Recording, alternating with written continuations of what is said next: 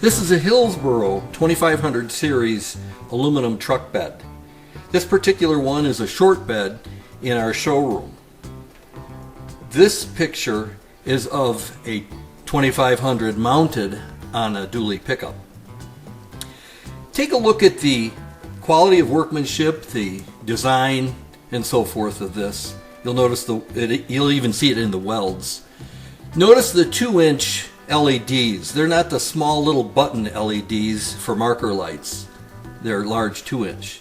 The LED taillights are in aluminum cast pockets, along with the license plate. That's in an aluminum cast pocket as well, with 2 LEDs, not just one. The step is an angled step that allows a better turning radius so you don't hit your trailer. The tailboard is made out of the tread-bright aluminum for that great look. The rub rails are extruded aluminum, and there's 3 stake pockets in the side. The headache rack is adjustable, and it also uses the tread-bright aluminum for that great look. The louvers are made out of square tube, and the headache rack lights are 6-inch oval LEDs, clear and red.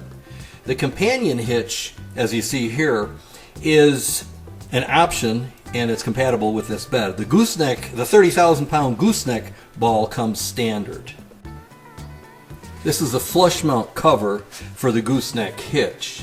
This is the underside of the gooseneck hitch. Notice how well built and designed this thing is. It's for 30,000 pounds. Now I'm going to show you the bed's heavy steel frame that's insulated from the aluminum so there's no galvanic corrosion. The frame is a 2x4 heavy wall rectangular tube. It's adjustable to fit any US made truck out there. The receiver hitch that's included is an 18,000 pound rated receiver hitch. 3-inch aluminum I-beam cross members to connect the extruded aluminum deck. By the way, that deck is stronger than a steel deck. Now we're going to look at the back side of the tailboard.